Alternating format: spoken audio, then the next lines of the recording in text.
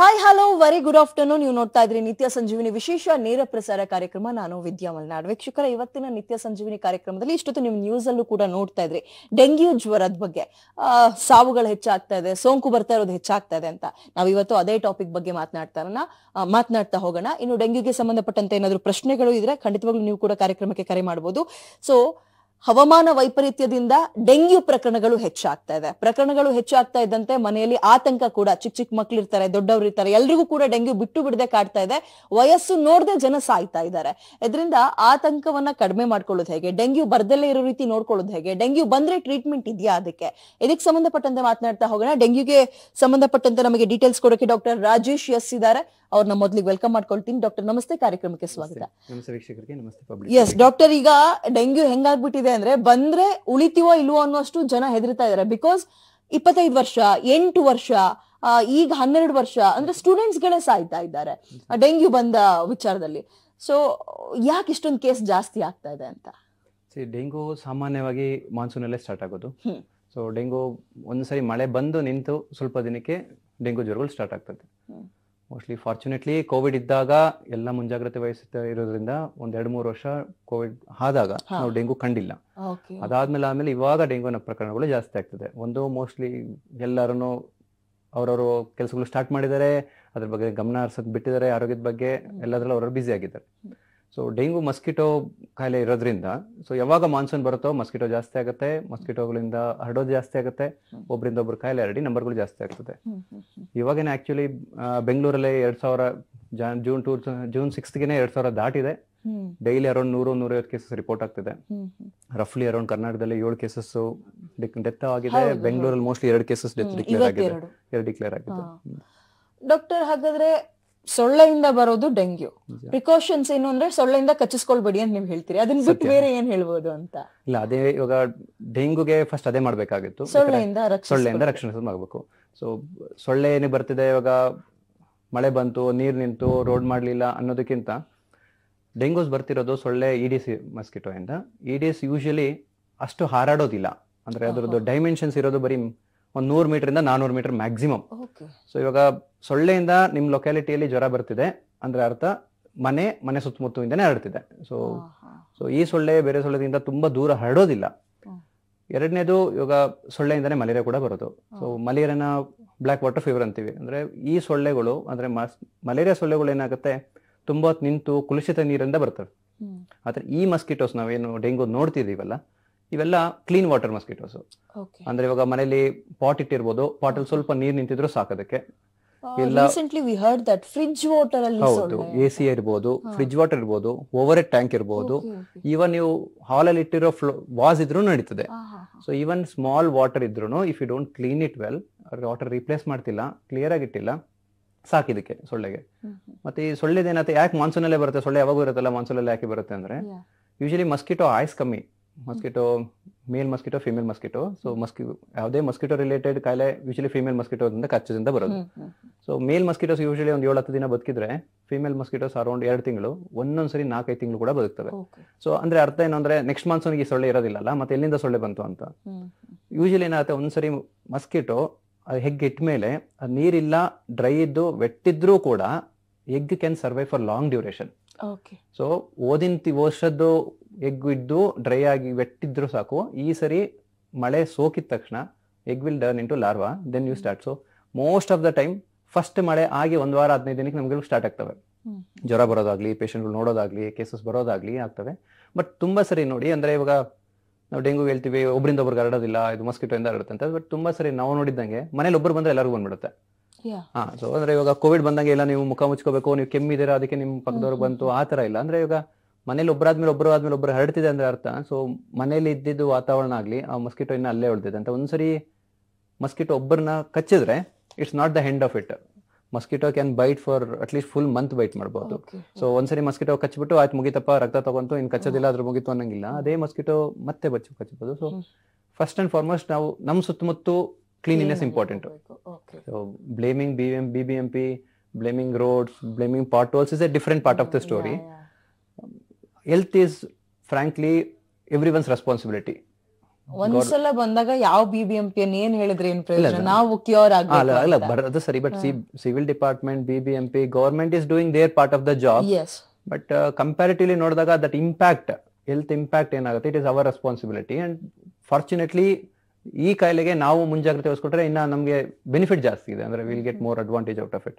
ಯಾಕಂದ್ರೆ ಇದು ರೇಡಿಯಸ್ ಇರೋದೇ 100 ಕಿಲೋಮೀಟರ್. ನೀವು ಅಪಾರ್ಟ್ಮೆಂಟ್ ಅಲ್ಲಿ ಇದ್ದು ಆಚೆ ಹೋಗಿ ರೋಡಲ್ಲಿ ನೀರು ನಿಂತಿದೆ, ಅದರಿಂದ ಮಸ್ಕಿಟೋ ಬಂತು ಅಂದ್ರೆ ದೇರ್ ಇಸ್ ನೋ ಲಾಜಿಕ್. ಅಂದ್ರೆ ಸಮಸ್ಯೆ ಶುರುವಾಗ್ತಿರೋದೇ ಮನೆ ಒಳಗಡೆ ಇರ್ಬೇಕಾದ್ರೆ, ಮನೆ ಸುತ್ತಮುತ್ತ ಇರ್ಬೇಕಾದ್ರೆ, ವರ್ಕ್ ಮಾಡೋ ಕಡೆ ಇರ್ಬೋದು, ಸ್ಕೂಲ್ ಇರ್ಬೋದು, ಕಾಲೇಜಸ್ ಇರ್ಬೋದು, ಈ ತರ ಇರ್ಬೇಕಾದ್ರೆ, so first we need to have control in our surroundings, our cleanness. So mostly ಅದಕ್ಕೆ BBMP already started house to house surveillance start ಆಗಿದೆ. ಮೋಸ್ಟ್ಲಿ ಅರೌಂಡ್ 7 ರಿಂದ 8 ಲಕ್ಷ ಮನೆಗಳು ಚೆಕ್ ಮಾಡಿದ್ದಾರೆ.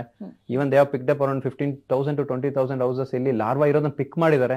And maybe I think they are imposing even fine for whoever doesn't keep a surrounding clean.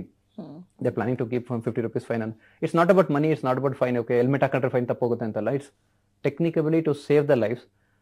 ಒಬ್ಬರು ಮನೇಲಿ ಕಚ್ಚಿದ್ರೆ ಅದೇ mosquito ನಿಮ್ಮ ಮನೆ ಸುತ್ತಮುತ್ತ ಇತ್ತು ಅಂದ್ರೆ ಮನೇಲಿ ಉಳಿದಿರೋರೆಲ್ಲರಿಗೂ ಬರೋ ಸಾಧ್ಯತೆ ಇರುತ್ತೆ. ಓಕೆ, ಒಂದು ಸೊಳ್ಳೆ ಒಬ್ಬರಿಗೆ ಕಚ್ಚುತ್ತೆ ಅನ್ನೋದು ಸುಳ್ಳು, ಮನೇಲಿರೋರ್ಗೆಲ್ರಿಗೂ ಕಚ್ಚಬಹುದು, ಫೈನ್. ಅದ್ರ ಜೊತೆಗೆ ಇನ್ನೊಂದು ಪ್ರಶ್ನೆ, ಒಬ್ರಿಂದ ಒಬ್ರಿಗೆ dengue ಹರಡುತ್ತಾ?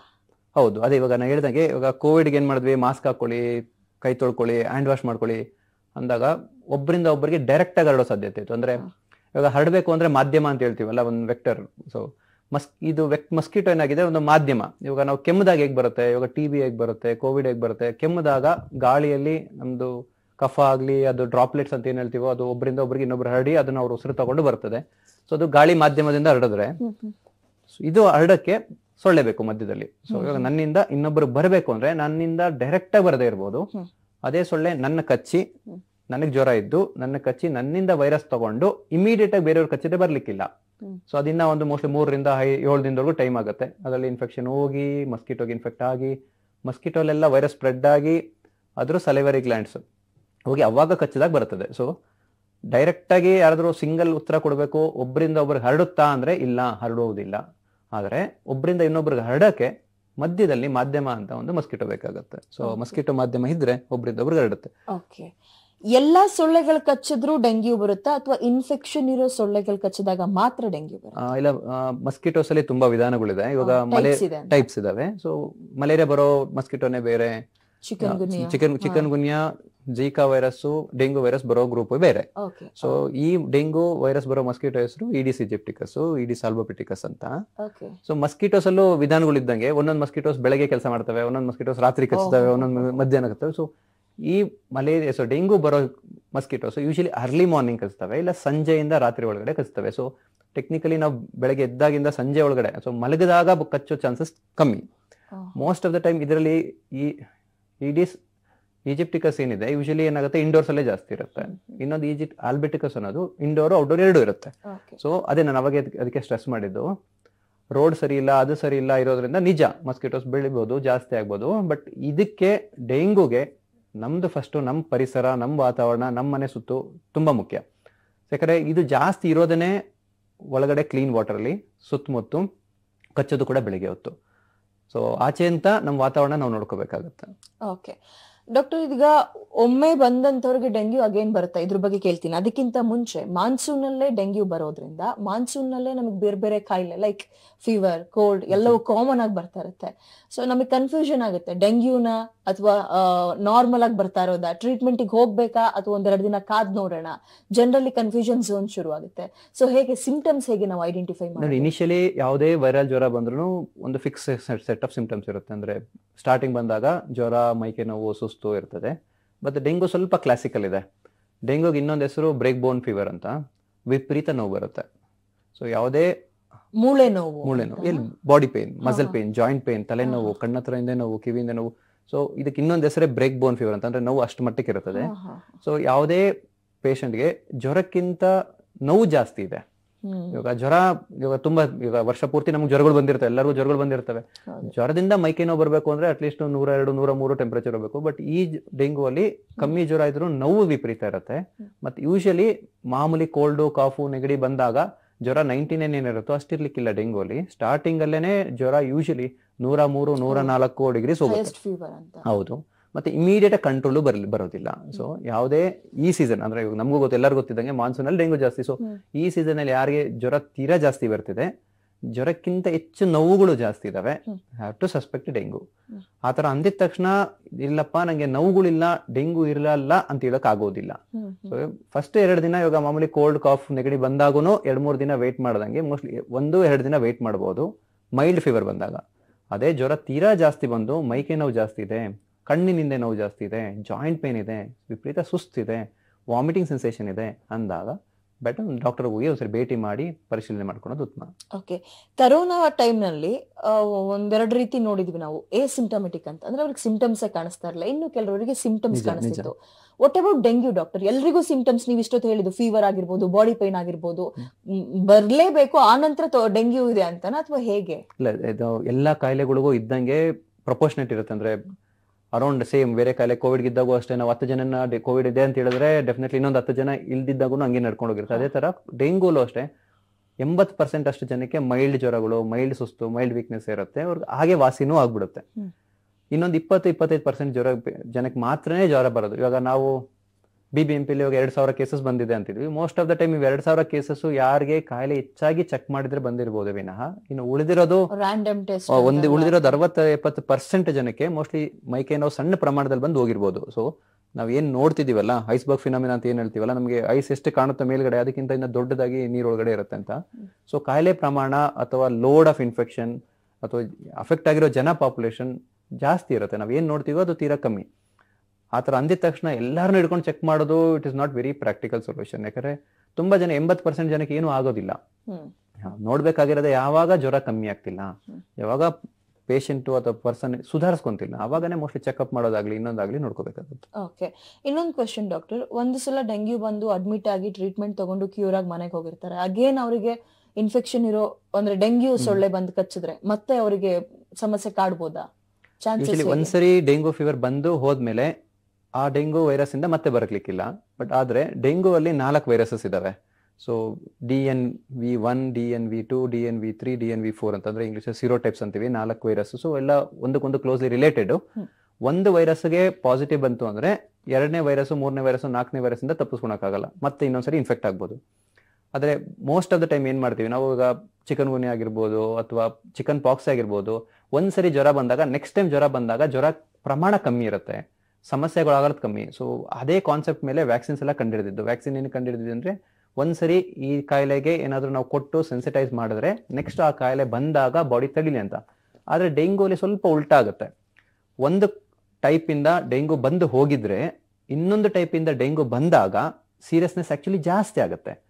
So most of the time ಸಮಸ್ಯೆಗಳು ಕಾಣೋದು ಫಸ್ಟ್ ಟೈಮ್ ಇನ್ಫೆಕ್ಷನ್ ಆದಾಗ ಕಾಣ್ಲಿಕ್ಕಿಲ್ಲ, ಸೆಕೆಂಡ್ ಥರ್ಡ್ ಟೈಮ್ ಇನ್ಫೆಕ್ಷನ್ ಆದಾಗ, ಅಂದ್ರೆ ಅದೇ ವೈರಸ್ ರಿಲೇಟೆಡ್ ಟೈಪ್ಸ್ ಇನ್ಫೆಕ್ಟೆಡ್ ಆದಾಗ ಬಾಡಿ ರೆಸ್ಪಾನ್ಸ್ ಏನಾಗುತ್ತೆ ಅದಕ್ಕಿಂತ ಹೆಚ್ಚಿರುತ್ತೆ. ಅಂದ್ರೆ ವ್ಯಾಕ್ಸಿನ್ಸ್, ಟೆಕ್ನಿಕಲಿ ವ್ಯಾಕ್ಸಿನ್ಸ್ ಏನಕ್ಕೆ ವರ್ಕ್ ಆಗ್ತಿತ್ತು, ಇಷ್ಟ ಕಾಯಿಲೆ ನಾವು ಏನಕ್ಕೆ ತಡೆಗಟ್ಟಿದೀವಿ ವ್ಯಾಕ್ಸಿನ್ಸ್ ಇಂದ ಅಂದ್ರೆ ಒಂದ್ಸರಿ ಆ ಕೆಮಿಕಲ್, ಆ ಆಂಟಿಜನ್ ಆ ರೂಪದಲ್ಲಿ ನಾವು ಬಾಡಿಗೆ ಸ್ಪಂದಿಸಿದ ಮೇಲೆ ಅದೇ ತರದ್ ಬಂದಾಗ ಬಾಡಿ ಏನಾಗುತ್ತೆ ತಡೆಗಟ್ಟಕ್ಕೆ ಅನುಕೂಲ ಆಗ್ತಿತ್ತು. But dengue completely reverse work ಆಗುತ್ತೆ. ಮತ್ತೆ ಅದೇ ವೈರಸ್ ರಿಲೇಟೆಡ್ ಇನ್ನೊಂದು ವೈರಸ್ ಅಟ್ಯಾಕ್ ಆದ್ರೆ ಅದರಿಂದ ನಾವು ಬಚಾವಾಗಕ್ಕಾಗೋದಿಲ್ಲ, ಸೈಡ್ ಎಫೆಕ್ಟ್ಸ್ ಜಾಸ್ತಿ ಅಥವಾ ಕಾಂಪ್ಲಿಕೇಶನ್ಸ್ ಆಗೋ ರೇಟ್ ಜಾಸ್ತಿ. ತುಂಬಾ ಸರಿ ಪ್ರಾಬ್ಲಮ್ಸ್ಗಳು ನೋಡೋದು ತುಂಬಾ ಚಿಕ್ಕ ಮಕ್ಳಿಗೆ ನೋಡೋದಿಲ್ಲ ನಾವು, ಯಾಕಂದ್ರೆ ಅವ್ರಿಗೆಲ್ಲ ಫಸ್ಟ್ ಟೈಮ್ ಬರೋ ಡೆಂಗು ಫೀವರ್ ಇಂದಾಗ ತುಂಬಾ ಸರಿ ತಪ್ಪಿಸ್ಕೊಂಡ್ಬಿಡ್ತಾರೆ.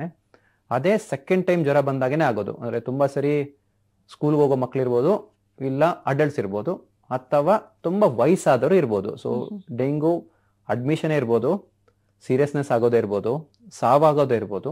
ತುಂಬಾ ಸರಿ ನಾವು ನೋಡೋದು ಐದರ್ ಇಮ್ಯುನಿಟಿ ತೀರಾ ಕಮ್ಮಿ ಇರೋರಿಗೆ, ವಯಸ್ಸಾದವ್ರಿಗೆ, ಅಥವಾ ಈ ಸೆಂಟರ್ ಗ್ರೂಪ್ ಯಾರಿಗೆ ಮುಂಚಿತವಾಗಿ ಒಂದ್ಸರಿ ಇನ್ಫೆಕ್ಷನ್ ಬಂದು 2ನೇ ಸರಿ ಇನ್ಫೆಕ್ಷನ್ ಬರುತ್ತಲ್ಲ ಅವ್ರಿಗೆ. ಸೊ ಅದಕ್ಕೆ ಡೆಂಗೂಲಿ ಡಿವೈಡ್ ಮಾಡ್ತಾರೆ, ಬರೀ ಡೆಂಗು ಫೀವರ್ ಅಂತ. ಅಥವಾ ಡೆಂಗು ಫೀವರ್ ಅಲ್ಲಿ ಏನು ಸಮಸ್ಯೆ ಇಲ್ಲದೆ ಬಗೆಹರಿಯುವಂಥದ್ದು ಒಂದು 80% ಇದ್ರೆ, ಇನ್ನು ಉಳಿದಿರೋರಿಗೆ ಬರೀ ಡೆಂಗು ಫೀವರ್ ಬರುತ್ತೆ. ಅದರಲ್ಲಿ ಸಣ್ಣ ಪುಟ್ಟದ್ದು ಬ್ಲೀಡಿಂಗ್ ಸ್ಪಾಟ್ಸ್ ಕಂಡು ವಾಸಿ ಆಗೋದು ಒಂದು ಗ್ರೂಪು. 2-3ನೇ ಗ್ರೂಪು ಬ್ಲೀಡಿಂಗ್ ಆಗೋ ಚಾನ್ಸಸ್ ಹೆಚ್ಚಿರೋ group. Severe form of the dengue fever ಅಂದ್ರೆ ಡೆಂಗು ಶಾಕ್ ಸಿಂಡ್ರೋಮ್ ಅಂತೀವಿ. ಅದ್ರಲ್ಲಿ ಏನಾಗುತ್ತೆ, ಡೆಂಗೂಲಿ ರಕ್ತ ಕಣಗಳು ಕಮ್ಮಿಯಾಗಿ ಬ್ಲೀಡಿಂಗ್ ಆಗೋದೇ ಅಲ್ಲದೆ ಎಲ್ಲ ಅಂಗಾಂಗಗಳು ವೈಪರೀತ್ಯಕ್ಕೆ ಹೋಗಿ ಫೇಲ್ ಆಗ್ತವೆ. ಎಸ್, ಇದ್ರ ಬಗ್ಗೆ ಕೇಳ್ತೀನಿ ಡಾಕ್ಟರ್. ಒಂದು ಬ್ರೇಕ್ ತಗೊಳ್ಳೋ ಟೈಮ್ ಆಗಿದೆ. ವೀಕ್ಷಕರೇ, ಡೆಂಗ್ಯೂ ಬಗ್ಗೆ ಮಾತಾಡ್ತಾ ಇದ್ವಿ. ಸಾಮಾನ್ಯವಾಗಿ ಕರೋನಾಗೂ ಕೂಡ ಇನ್ನು ಟ್ರೀಟ್ಮೆಂಟ್ ಇಲ್ಲ ನೋಡಿ. ವ್ಯಾಕ್ಸಿನ್ ಅಂತ ತಗೊಂಡ್ವಿ ಮತ್ತು ಕರೋನಾ ಸಿಂಪ್ಟಮ್ಸ್ ಮೇಲೆ ನಮಗೆ ಟ್ರೀಟ್ಮೆಂಟ್ ಕೊಡ್ತಾ ಇದ್ರು. ಡೆಂಗ್ಯೂನಲ್ಲೂ ಕೂಡ ಸಿಂಪ್ಟಮ್ಸ್ ಮೇಲೆ ಟ್ರೀಟ್ಮೆಂಟ್ ಕೊಡೋದು ಅಂತಾರೆ. ಆಮೇಲೆ ಸಾಮಾನ್ಯ ಡೆಂಗ್ಯೂ ಪೇಷಂಟ್ಗಳು ಅಡ್ಮಿಟ್ ಆದಾಗ ಡಾಕ್ಟರ್ಗಳು ಹೇಳ್ತಾರೆ ಪ್ಲೇಟ್ಲೆಟ್ಸ್ ಕಡಿಮೆ ಆಯ್ತು ಅಂತ. ಏನದು ಕಡಿಮೆ ಆಗೋದು, ಯಾಕೆ ಆಗುತ್ತೆ? ಇದ್ರ ಬಗ್ಗೆ ಕೇಳೋಣ ಬ್ರೇಕ್ ಆದ್ಮೇಲೆ.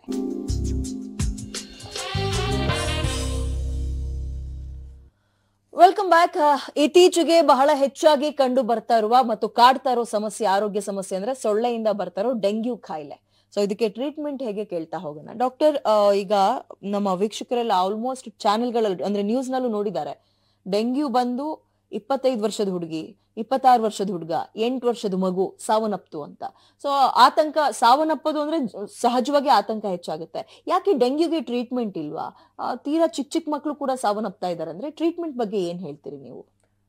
ಡೆಂಗು ವೈರಸ್ ಜ್ವರ ಇರೋದ್ರಿಂದ ಯಾವುದೇ ವೈರಸ್ಗೂ ಟ್ರೀಟ್ಮೆಂಟ್ ಇಲ್ಲ.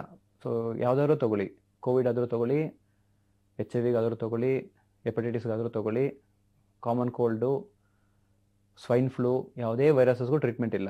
ವೈರಸ್ ಏನಾಗ್ತಾ ಇರುತ್ತೆ, ವೈರಸ್ಸು ಬದಲಾಗ್ತಾ ಇರುತ್ತೆ. ಸೊ ನಾವು ಯಾವುದೇ ಕೆಮಿಕಲ್ ಕಂಡಿಡ್ದು ಅದ್ರ ಮೇಲೆ ಪ್ರಯೋಗ ಮಾಡೋಷ್ಟರಲ್ಲಿ because of the combinations of genes ಆಗೋದ್ರಿಂದ ಏನಾಗುತ್ತೆ, ಇಟ್ ಬಿಕಮ್ ಇನ್ಎಫೆಕ್ಟಿವ್. ಒಂದು ಎರಡನೇದು, ತುಂಬ ಸರಿ ಸಮಸ್ಯೆ ವೈರಸ್ಸಿಂದ ಬರೋದಿಲ್ಲ.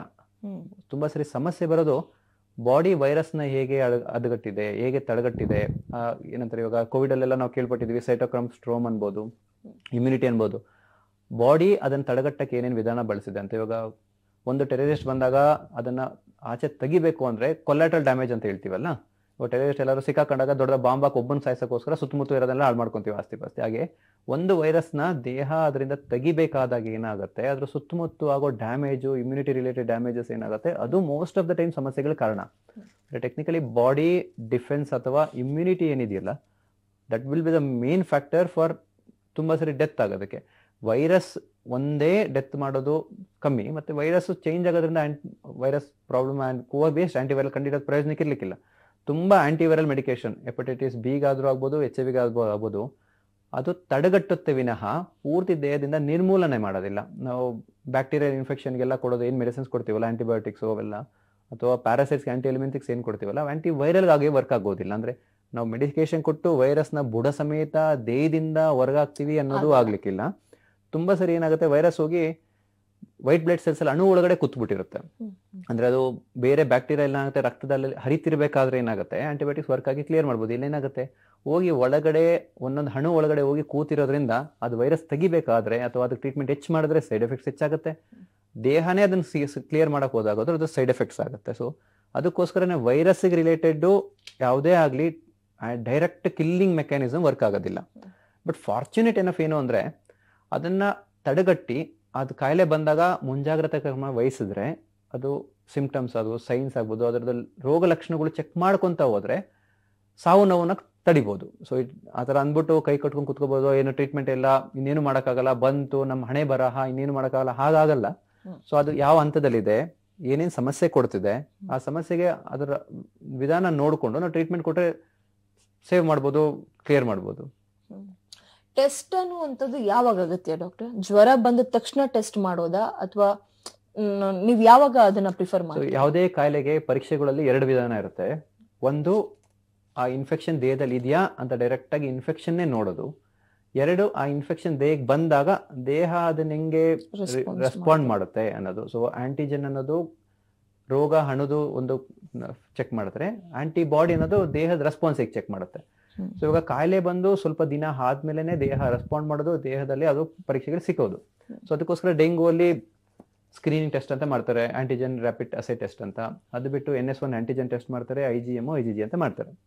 ಯೂಶಲಿ ತುಂಬಾ ಮುಂಚಿತವಾಗಿ ಕಾಯಿಲೆಯನ್ನ ಪೂರ್ತಿ ಸ್ವರೂಪ ತಗೊಂಡಿದ್ದಾಗ ಮೊದಲನೇ ದಿನನೇ 2ನೇ ದಿನನೇ ಮಾಡಿದಾಗ ತುಂಬಾ ಸರಿ ರಿಪೋರ್ಟ್ ಮಿಸ್ ಆಗೋ ಸಾಧ್ಯತೆ ಇರುತ್ತೆ, ನೆಗೆಟಿವ್ ಬರುತ್ತೆ. ಯಾಕಂದ್ರೆ ಇನ್ನ ವೈರಲ್ ಲೋಡ್ ಇಂಪ್ರೂವ್ ಆಗಿರಲ್ಲ. ಅದು ಏನೇ ಪರೀಕ್ಷೆ ಮಾಡಿದ್ರು ಕಿಟ್ಟದ ಎಫಿಕಸಿ ಏನಿರುತ್ತಲ್ಲ, ನಂಬರ್ ಆಫ್ ಇಷ್ಟು ವೈರಾನ್ಸ್ ಇಷ್ಟು ML ಅಲ್ಲಿ ಇಷ್ಟು ಯೂರಿನ್ ಇರ್ಬೇಕಲ್ವಾ, ಟಾರ್ಗೆಟ್ ರೀಚ್ ಆಗಿರ್ಲಿಲ್ಲ.